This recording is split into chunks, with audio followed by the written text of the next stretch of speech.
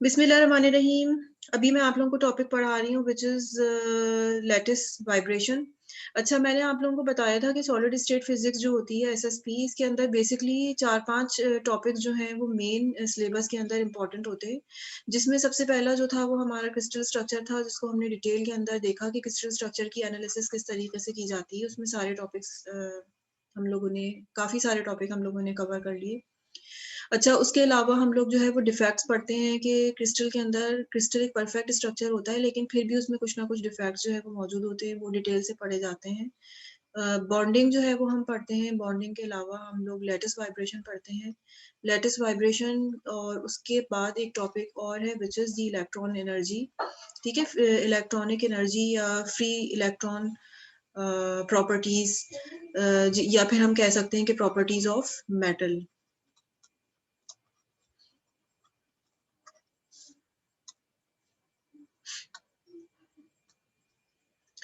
तो हम लोगों ने ये वाले टॉपिक्स जो हैं वो देख लिए हैं, ठीक है? तीसरा टॉपिक मैं यहाँ पर स्टार्ट कर रही हूँ which is the lattice vibration, और इसको अब हम डिटेल से पढ़ना चाह रहे हैं। अच्छा, ये जब हम लोगों ने क्रिस्टल स्ट्रक्चर का टॉपिक पढ़ा था तो उसके अंदर मैंने आप लोगों को बताया था कि क्रिस्टल के अंदर एटम्स जो हैं वो रेगुलरली अरेंज होते हैं, ठीक है? और हम पूरे एटम्स को पढ़ने के बजाय एक ग्रुप ऑफ एटम को पढ़ लेते हैं which is known as the unit cell, ठीक है? और हमने उस वक़्त ये पढ़ा था कि इन दोनों यूनिट सेल के अंदर मौजूद 2 एटम्स के दरमियान मौजूद डिस्टेंस को हम लैटिस पैरामीटर ए, बी या सी के ज़रिए रिप्रेज़ेंट करते हैं। और यानी उस वक़्त हम लोगों ने ये बात पढ़ी थी कि 2 एटम्स जो होते हैं, उनके दरमियान जो डिस्टेंस होता है, वो क्या होता है? कांस्टेंट होता है। और हमने वहाँ पर इस चीज़ को नेग्लेक्ट कर दिया था कि एटम्स जो है ना, एटॉमिक वाइब्रेशन को हमने नेग्लेक्ट कर दिया।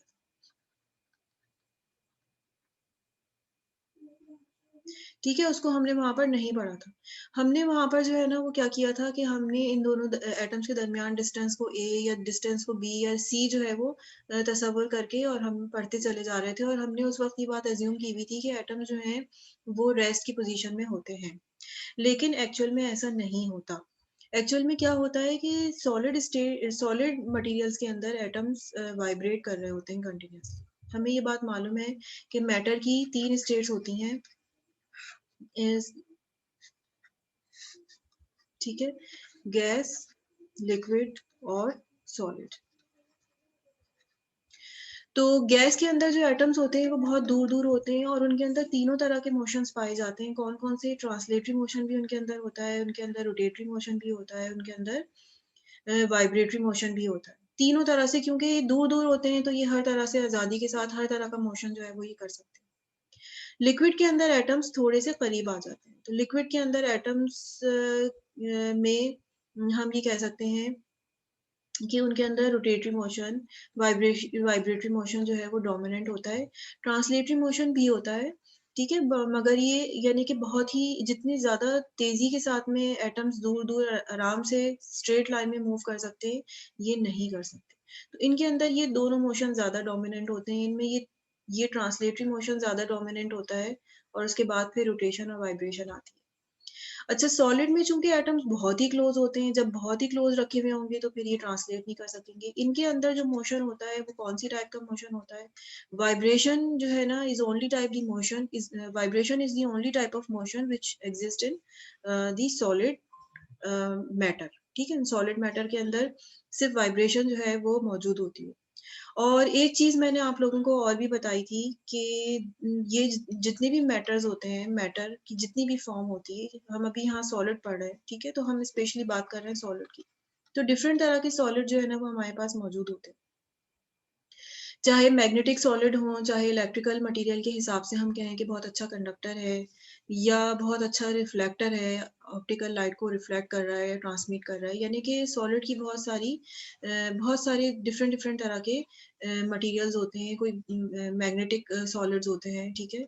या बहुत अच्छे इलेक्ट्रिकल कंडक्टर होते हैं, सुपर कंडक्टर हो गए, या फिर ऑप्टिकल मटेरियल्स बहुत अच्छे होते हैं, या सॉलिड मटेरियल्स कि अगर हम थर्मल प्रॉपर्टीज़ देखें, तो कोई बहुत अच्छा हीट को पास कर देता है, कोई हीट को एब्ज़ॉर्ब कर लेता है। तो डिफरेंट डिफरेंट नेचर के अंदर हमें नज़र आते हैं सॉलिड मटेरियल, उनकी डिफरेंट डिफरेंट प्रॉपर्टीज़ हमें नज़र आती हैं। तो अब तमाम के तमाम मटेरियल्स तो एटम से मिलकर बने हैं, इसमें भी एटम्स हैं, इसमें भी एटम्स हैं, इसमें भी एटम्स हैं, इसमें भी, तो फिर ऐसा क्यों है कि कोई किसी की मैग्नेटिक प्रॉपर्टी अच्छी है, किसी की इलेक्ट्रिकल प्रॉपर्टी अच्छी है? तो ऐसा इस वजह से है कि बने तो सारे के सारे एटम से हैं, लेकिन माइक्रोस्कोपिक लेवल पे जब हम देखते हैं तो इनके अंदर कुछ चीज़ें अलग होती हैं। कौन-कौन सी चीज़ें अलग होती हैं? वो यही वाली चीज़ें अलग होती हैं। उनके स्ट्रक्चर्स में थोड़ा फ़र्क होता है, ठीक है? उनके अंदर बॉन्डिंग अलग तरह की होती है।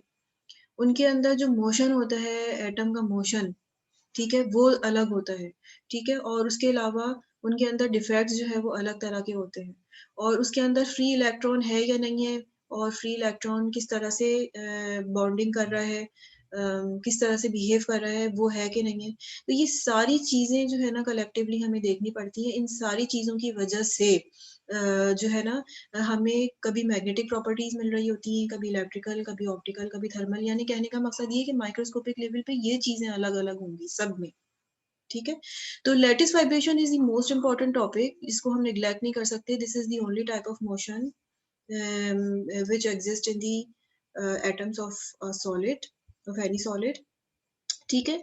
क्योंकि तीनों तरह के जो मोशन होते हैं ना, रोटेशन, वाइब्रेशन, ट्रांसलेशन, ये रिस्पॉन्सिबल होते हैं प्रॉपर्टीज़ के, ठीक है? किसी भी तरह की प्रॉपर्टीज़ के वन ऑफ द फैक्टर, और भी चीज़ें इम्पोर्टेंट होती हैं प्रॉपर्टीज़ अराइज़ करने के लिए, लेकिन this is one of the factor. Motion is one of the factor which gives rise to a certain property, और सॉलिड के अंदर जो है वो वाइब्रेशन इम्पोर्टेंट है। तो अभी हम जो पढ़ना चाह रहे हैं, वो पढ़ना चाह रहे हैं लैटिस वाइब्रेशन। लैटिस का मतलब क्या होता है? लैटिस का मतलब होता है एटम्स रेगुलरली अरेंज हुए हुए हैं, ठीक है? This is known as lattice vibration.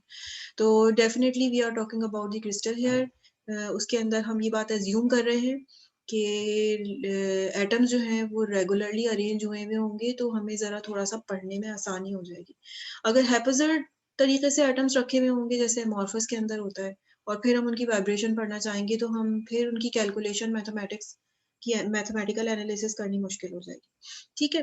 तो यहाँ से हमें थोड़ा-सा कॉन्सेप्ट पता चल गया कि now we are going to start a new topic which is the lattice vibration. Why vibration is important? Because different properties of solid arises due to different factors.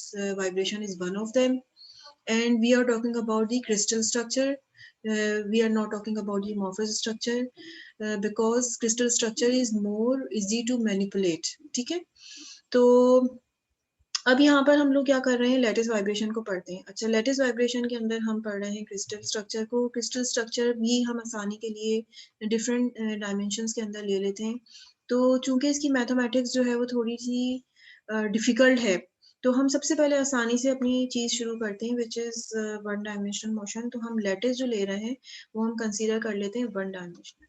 और वन डायमेंशन में भी हम assume कर लेते हैं कि ये एक ऐसा क्रिस्टल है जो कि मोनोएटॉमिक है। Consider monoatomic one dimensional lattice.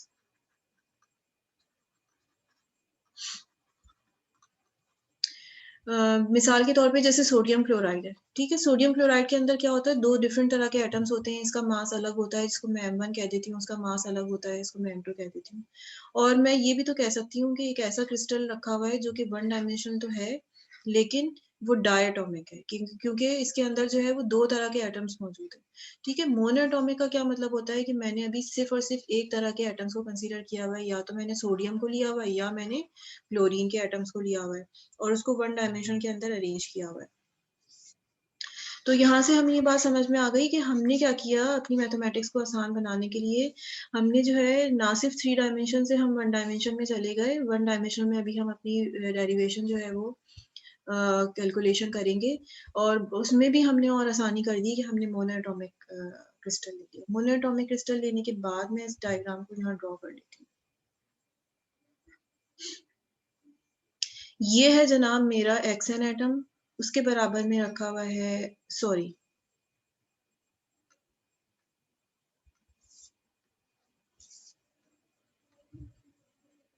ये मेरा है nth एटम, ठीक है? ये मेरा है n+1 एटम, ये मेरा है n-1 एटम, बहुत सारे एटम्स रखे हुए हैं आगे, आगे, आगे। तो अच्छा, मैंने आप लोगों को बताया था कि ये जो है ना एटम्स किसी एक ख़ास ज्योमेट्रिकल पॉइंट के ऊपर रखे हुए होते हैं, उस ज्योमेट्रिकल पॉइंट को हम लैटिस पॉइंट कहते हैं। ठीक है? उसको हम लैटिस पॉइंट कहते हैं या इक्विलिब्रियम पॉइंट कहते हैं, और वो पॉइंट ऐसा होता है जिसके गिर्द, अगर मैं इस पॉइंट को ऐसे ज़रा-सा कर दूँ, कि इसके गिर्द जो है ना एटम वाइब्रेट करता है, आगे भी जाता है, पीछे भी जाता है, इस पॉइंट पे वो रहता नहीं है, ठीक है? आगे-पीछे जाता रहता है, तो इस लैटिस पॉइंट के आगे-पीछे वो जाता है, ये इक्विलिब्रियम पॉइंट भी कहलाता है। अच्छा, अब लेट्स सपोज़ कि this is your equilibrium point. हम जो है ना वो अभी क्या कर रहे हैं, हम एक मोनोएटॉमिक वन डायमेंशनल लैटिस को कंसीडर करके वी वांट टू डिटरमाइन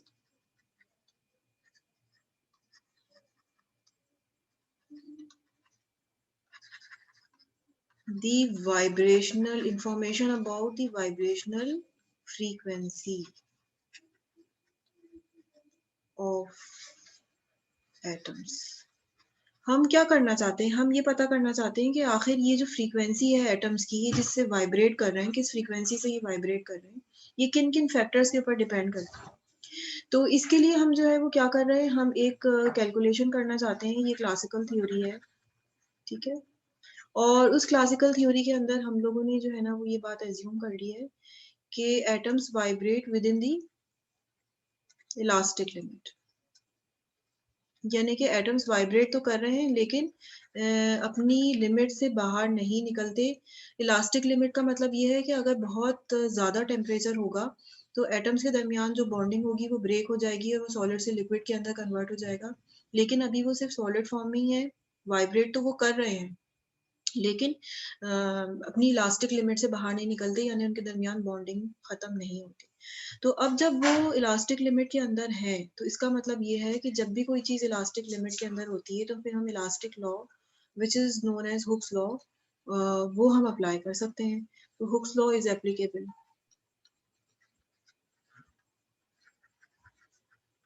ठीक है? और हम जो है वो यहाँ पर क्लासिकल थ्योरी अप्लाई करेंगे। क्लासिकल थ्योरी अप्लाई करने के बाद इन एटम्स के मोशन को एनालाइज़ करेंगे।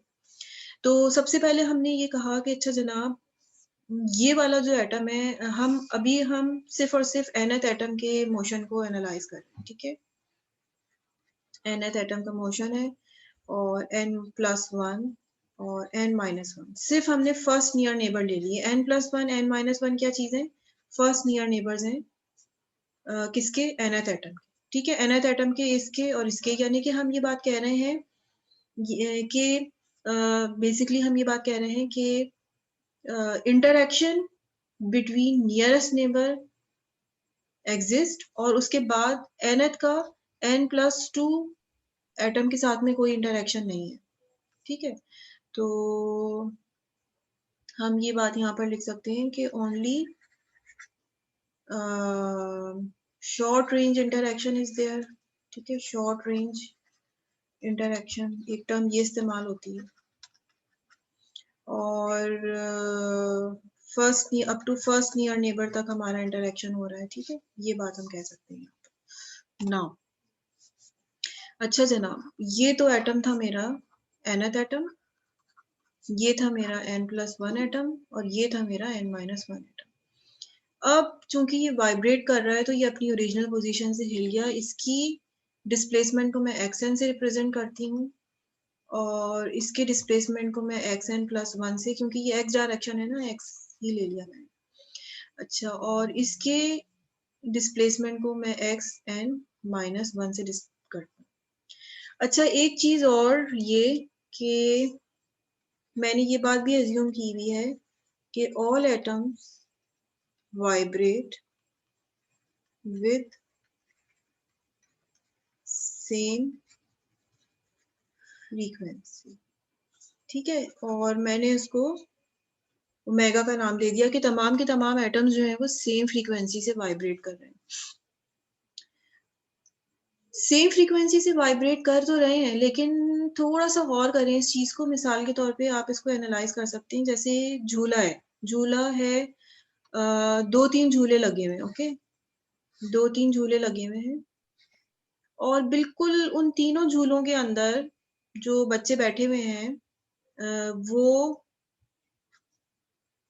बिल्कुल सेम फ्रीक्वेंसी के साथ में, यानी कि झूला झूल रहे हैं। आगे-पीछे जो जा रहे हैं उनकी फ्रीक्वेंसी तीनों की सेम है। और तीनों का साइज भी बिल्कुल सेम है। ओके, तीनों का साइज भी यानी कि मास उनका बिल्कुल सेम है और उनकी फ्रीक्वेंसी जो है ना वो बिल्कुल सेम है, लेकिन कोई अगर आप एक इंस्टेंट के ऊपर देखें तो कोई यहाँ पर होगा, कोई यहाँ पर होगा, कोई बीच में होगा, आगे पीछे हैं तीनों। ठीक है? तो यहाँ पर भी बिल्कुल वही चीज़ है कि एटम्स के सबके मासेस जो है ना वो सेम है, एक ही मटेरियल है, तो बॉन्डिंग या इलेक्ट्रिकल फोर्स जो इनके दरमियान मौजूद है, इलास्टिक फोर्स, वो भी सबकी एक ही जैसी है। ठीक है?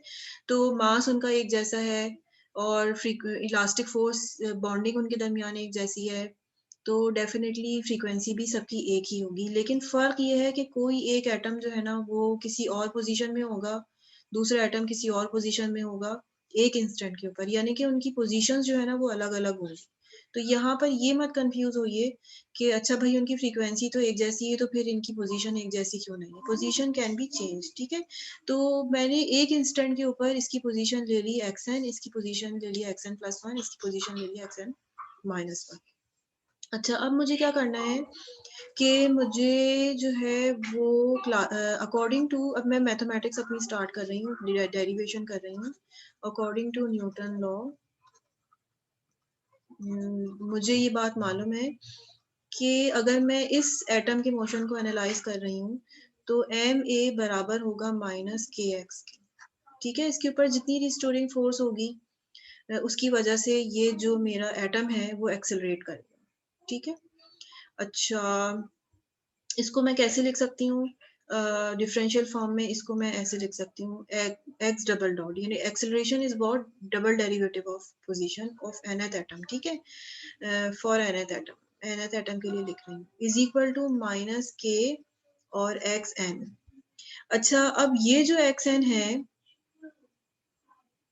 हियर, ठीक है? ये xn, ये सिंपल वाला xn नहीं है जो कि यहाँ पे नज़र आ रहा है, ये है हमारा basically net displacement. Net displacement of nth atom, ठीक है, with respect to n+1 atom and n-1 atom, ठीक है? तो यहाँ पर ये सिंपल kxn नहीं है, बल्कि मुझे इसको ठीक तरीके से लिखना पड़ेगा। ये मेरा बनेगा जनाब, अच्छा, k और ये होगा xn minus xn+1 plus xn को ही मैं देखूंगी xn-1, यानी मुझे क्या चीज़ चाहिए? मुझे ये देखना है कि इसका जो नेट डिस्प्लेसमेंट है विद रिस्पेक्ट टू दिस वो क्या है? तो इसके हिसाब से तो इसका, क्योंकि मुझे इसका मोशन एनालाइज़ करना है ना, तो इसके बराबर में कौन-कौन से रखे हुए हैं? ये रखे हुए हैं, ये रखे हुए हैं।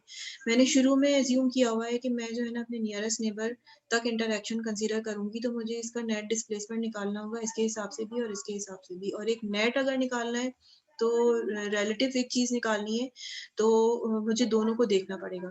तो अगर मैं इसको देख रही हूँ इसके हिसाब से, तो xn-1 कर दूँगी क्योंकि ये मेरा एक रेफ़रेंस एटम है, ठीक है? ठीक है? इसी तरीके से इसको मैं कर रही हूँ तो फिर xn-1 कर दूँगी।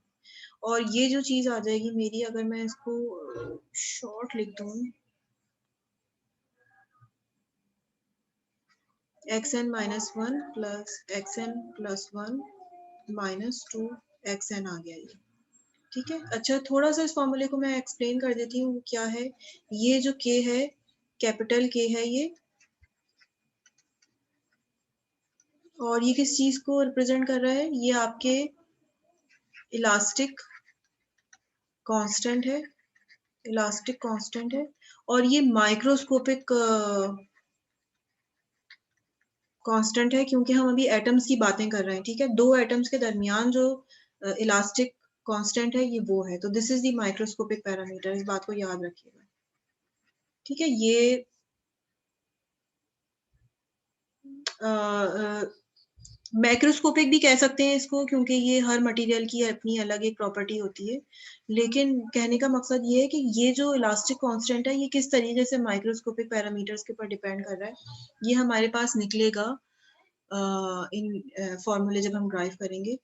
तो in this sense it is known as the microscopic parameter, क्योंकि ये जब निकलेगा तो आखिर में हमें पता चलेगा कि ये किन माइक्रोस्कोपिक पैरामीटर्स के ऊपर डिपेंड कर रहा है। So this is equation, this is the classical equation, classically जो है वो हम सॉल्व कर रहे हैं इसको।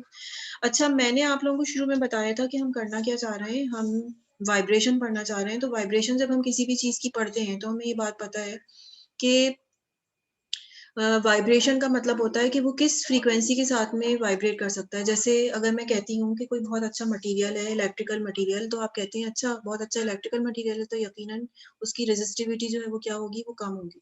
तो आप डिफरेंट डिफरेंट मटेरियल्स को कंपेयर करते हैं, किसी की रेज़िस्टिविटी ज़्यादा है, किसी की कम है, किसी की और कम है। तो एक कांस्टेंट आपने ले लिया, उसी को मद्देनज़र रखते हुए आप चीज़ों डिफरेंट डिफरेंट मटेरियल्स को एक्सप्लेन करते हैं। तो लैटिस वाइब्रेशन के अंदर कौन-सा पैरामीटर ऐसा है जिसकी मदद से आप डिफरेंट मटेरियल्स को बता सकते हैं कि भाई ये इस मटेरियल के एटम के अंदर ज़्यादा वाइब्रेट करने की सलाहियत मौजूद है, इसके अंदर कम वाइब्रेट करने की सलाहियत मौजूद है। तो ज़्यादा वाइब्रेशन, कम वाइब्रेशन का मतलब फिज़िक्स के अंदर हम कौन-सी टर्म इस्तेमाल करेंगे? फ्रीक्वेंसी की, ठीक है? फ्रीक्वेंसी का मतलब ये है कि 1 सेकंड के अंदर वो बहुत ज़्यादा दफ़ा वाइब्रेट कर सकता है, ठीक है? 1 सेकंड के अंदर कम दफ़ा वाइब्रेट कर सकता है, तो कम सलाहियत है उसके अंदर वाइब्रेट करने की। तो frequency is the parameter which determines the vibrational characteristic of any solid. तो हम करना क्या चाह रहे हैं? हम तो वाइब्रेशन पढ़ना चाह रहे थे, हम यहाँ कैसे घुस गए? ये यहाँ पर हमने घुस गए, किस वजह से कि ये यहाँ पर हमारे पास आ गई है एक डिफरेंशियल इक्वेशन। और हम जो है ना वो सॉल्व कर रहे हैं क्लासिकल मैकेनिक्स के ज़रिए। क्लासिकल मैकेनिक्स के अंदर तरीका हमेशा यही होता है कि आप कोई भी सिस्टम को स्टडी करते हैं। कोई भी सिस्टम को स्टडी करने के बाद उसकी मोशन की डिफरेंशियल इक्वेशन बनाते हैं। डिफरेंशियल इक्वेशन बनाने के बाद आप उसको सॉल्व करते हैं। सॉल्व करने के बाद जो सॉल्यूशन आता है, वो हमारा पॉइंट ऑफ इंटरेस्ट होता है। तो क्लासिकल मैकेनिक्स का तरीक़ाकार यही है। इसी तरीके से फ़ॉलो किया जाता है। हमने एक डिफरेंशियल इक्वेशन हासिल कर ली है, लेकिन लकीली ये जो चूँकि हमने अज़्यूम किया हुआ है कि हमारे जो हुक्स लॉ है वो एप्लीकेबल है और एटम्स तमाम के तमाम एक ही फ्रीक्वेंसी के साथ वाइब्रेट कर रहे हैं। तो हमें जो है ना इस इक्वेशन का एक जनरल सॉल्यूशन मालूम है कि सिंपल हार्मोनिक मोशन अगर कहीं भी होता है या वाइब्रेटरी मोशन कहीं भी होता है, तो उसकी जो जनरल इक्वेशन होती है, वो होती है जनाब अम, यानी कि जनरल सॉल्यूशन फॉर एनी, इसको मैं नेक्स्ट पेज पे लिख देती हूँ।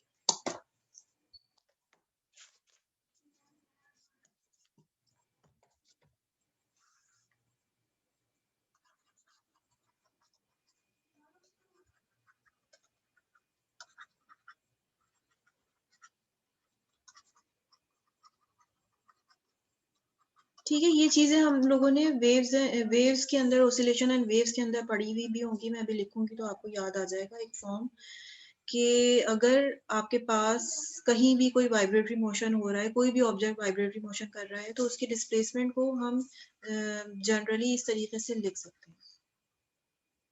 अ,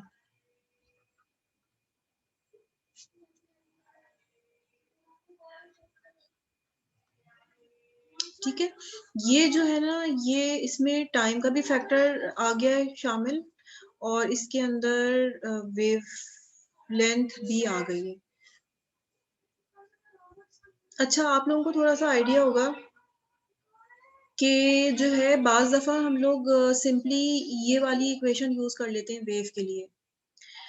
ये जो है ना यहाँ पर k जो है ना वो वेव नंबर होता है, k होता है 2 पाई बाय लैम्ब्डा और चूँकि यहाँ पर मेरे पास एक k ऑलरेडी आ रहा है ना, ये वाला k मेरे पास ऑलरेडी आ रहा है जिसको मैंने इलास्टिक कांस्टेंट कहा हुआ है, तो इसको मैं k को रिप्लेस कर रही हूँ, कन्फ्यूजन ना हो। मैं यहाँ पर इसको q कह देती हूँ।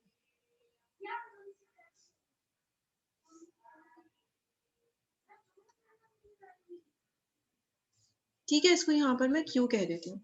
तो ये वाली इक्वेशन आप लोगों ने कहीं देखी होगी प्लस माइनस इस तरीके से हम वेव्स को लिखते हैं। ये भी वेव के लिए लिखी जाती है, लेकिन प्रॉपर ये होता है कि एम्पलीट्यूड भी आप साथ में इसके लगा दें। और दूसरा ये कि ये जो वेव होती है, ये सिर्फ़ और सिर्फ़ पोज़ीशन डिपेंडेंट होती है, उसके अंदर आप टाइम का फैक्टर शामिल नहीं करते हैं। तो किसी जगह को अगर आपको ट्रैवलिंग वेव है, अगर वो वेव ट्रैवल कर रही है अगर, तो वहाँ पर जो है ना वो टाइम का फैक्टर भी ज़रूर शामिल हो जाता है। अगर वो स्टैंडिंग वेव होती है, तो फिर आप उसमें टाइम का फैक्टर शामिल करें या ना करें, इट इज़ नॉट इम्पोर्टेंट। तो यहाँ पर एक जनरल मैंने एक टर्म लिख दी है कि मुझे ये बात मालूम है कि कहीं भी कोई वाइब्रेटरी मोशन हो तो वो इस इक्वेशन को ज़रूर फॉलो करता है। तो अगर एटम वाइब्रेट कर रहा है तो वो इस इक्वेशन को ज़रूर फॉलो करेगा। तो मैं इसको जो है ना इस तरह से लिख सकती हूँ, xn is equal to a exponential, ठीक है, एक्सपोनेंशियल माइनस बी आएगा यहाँ, ठीक है, माइनस ओमेगा टी माइनस, ठीक है, ये बेसिकली ये चीज होती है आयोटा के एक्स माइनस ओमेगा टी। तो मैंने इसको माइनस के साथ आगे पीछे कर दिया है, ठीक है। और एन मैंने यहाँ पर इसलिए घुसा दिया है क्योंकि ये जो है ना मेरे पास बहुत सारे एटम्स हैं, कोई एन एथ एटम है, कोई एन प्लस वन एटम है, कोई एन माइनस वन है।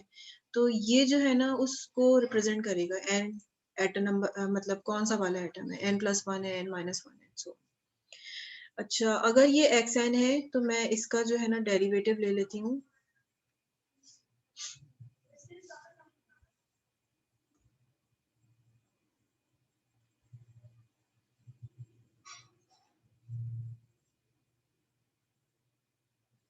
डेरिवेटिव लेने के बाद मेरे पास ये क्या चीज आएगी,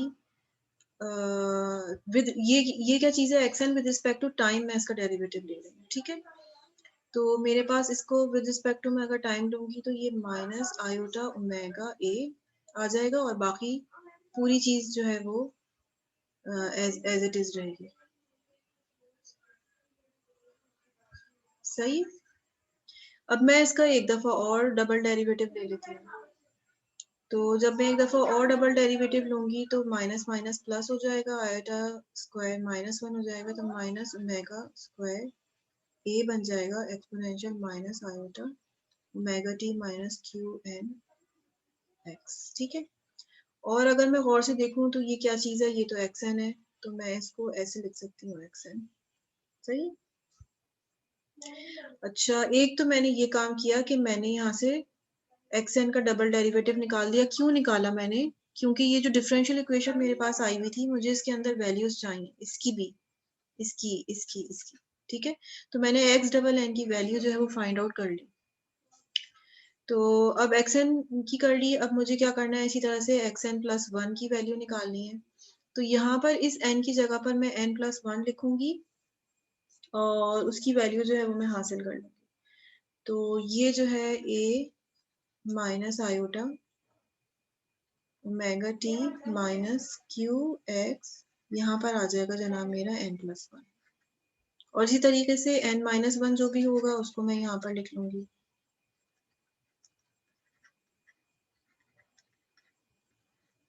ठीक है। अब जो मेरे पास वैल्यूज आ गई है ना एक्सन की, ये मुझे चाहिए एक्स डबल डेरिवेटिव, ये चारों वैल्यूज मुझे रखनी है किस इक्वेशन के अंदर, इस इक्वेशन के अंदर, ठीक है।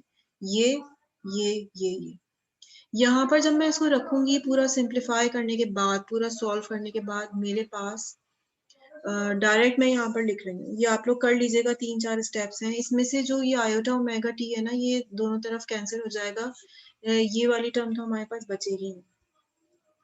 जो चीज हमारे पास बच रही होगी आफ्टर सोल्यूशन वो बच रही होगी ये minus n omega square is equal to capital K e की power minus iota q a plus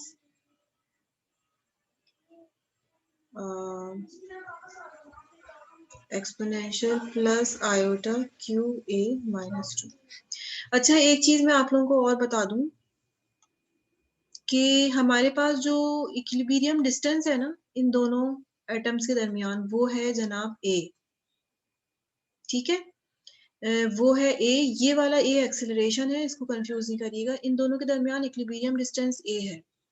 तो ये जो मैंने nx रिप्रेजेंट किया है ना बेसिकली, ये nx नहीं है बल्कि ये है na, इसको मैं यहाँ पर सही कर देती हूँ, ये है na। x जो है ना यहाँ पर रिप्रेजेंट करना सही नहीं होगा, ठीक है। दिस इज na, क्योंकि हम xn की पोजीशन बता रहे हैं ना तो वो na के हिसाब से बता रहे हैं, in terms of lattice constant हम बता रहे हैं। तो यहाँ पर x नहीं आएगा, ये आएगा a। तो ये जो a है दिस इज दी a, ये वाला ये है, ठीक है। ये हमारे पास जब आ गया तो ये हमें पता है फॉर्मूले के जरिए कि ये जो चीज होती है ये बराबर होती है cos क्यू ए के, 2 cos क्यू ए के बराबर होती है -2, ठीक है। और ये मेरे पास हो गया ओमेगा स्क्वायर, ये के हो गया माइनस का, ये वाला साइन इधर चला जाएगा, एम आ जाएगा यहाँ पर। और फिर बस मजीद इसको सॉल्व कर लें। 2 को हमने क्या किया, 2 को हमने बाहर निकाला,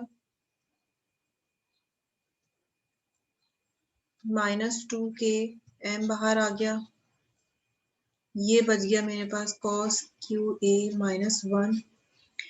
इसको फिर मैं मजीद किस तरह से लिख सकती हूँ फॉर्मूलों से, ये मेरा बन जाएगा -2 के बाय एम, और ये मुझे पता है कि ये बराबर है साइन स्क्वायर, के लिख दिया मैंने यहाँ, क्यू ए है, क्यू ए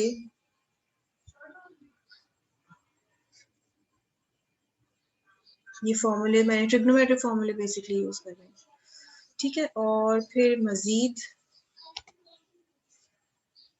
मैं इसको सिंप्लीफाई कर सकती हूँ कि ये ओमेगा स्क्वायर बराबर है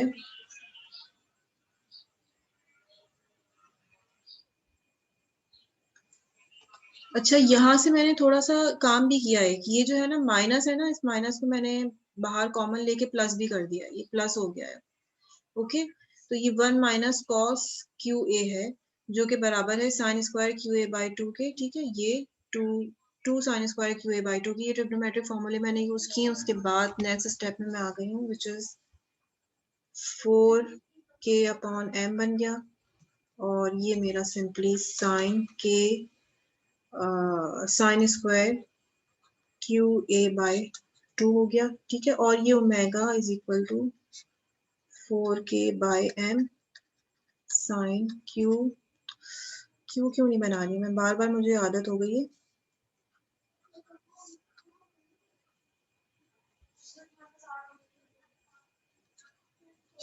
ठीक है, this is the relationship we want. हम चाह रहे थे कि हम जो है वो एटम की वाइब्रेशन के बारे में कोई इंफॉर्मेशन हासिल करें कि एटम्स कैसे वाइब्रेट करते हैं, किस फ्रीक्वेंसी से वाइब्रेट करते हैं, उनकी फ्रीक्वेंसी का जो रिलेशनशिप है वो क्या होता है। तो ये वाला फॉर्मूला जो है वो हम लोगों ने हासिल कर लिया है, ठीक है। This is the last derivation we wanted. इसको मैं कल क्लास के अंदर मजीद और डिस्कस करूंगी।